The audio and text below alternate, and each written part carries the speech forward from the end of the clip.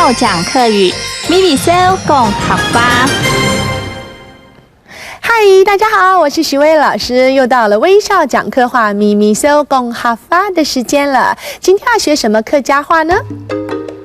传宗接代啊，是中国人非常重视的事情哦。在客家语俗当中呢，对于生小 baby 呢，有自成一套的观念。今天我们来介绍跟小 baby 有关的生活用语。这个小朋友一出生之后啊，这个醒不的摸一嘎就是娘家，还记得吗？哎呀，看到自家女儿生产很高兴哦。通常呢，都会有一个12周松港，也就是12周就是12天的意思。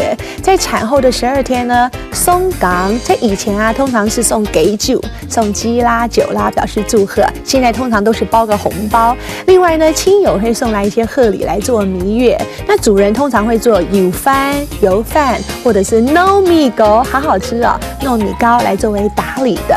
那有时候有些人就会直接来呛饮哈，就是请客的意思。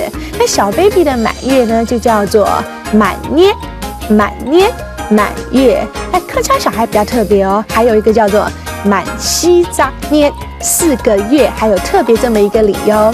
那么另外呢，这个外公外婆就是阿家公阿家婆呢，也会带礼来看外孙叫做外孙就是外孙。所以你看哦，客家人对于即使已经嫁出去的女儿呢，其实还是常常有亲密的往来哟。那么小朋友1周岁呢，我们叫做对岁1周岁。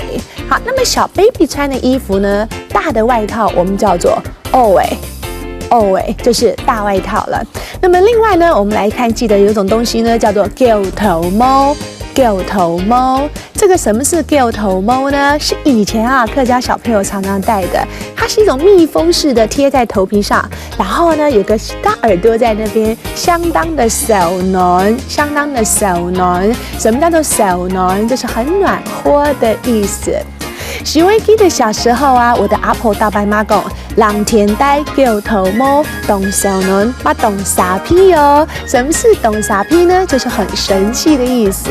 好啦，今天学到这个地方，按字 say 再见。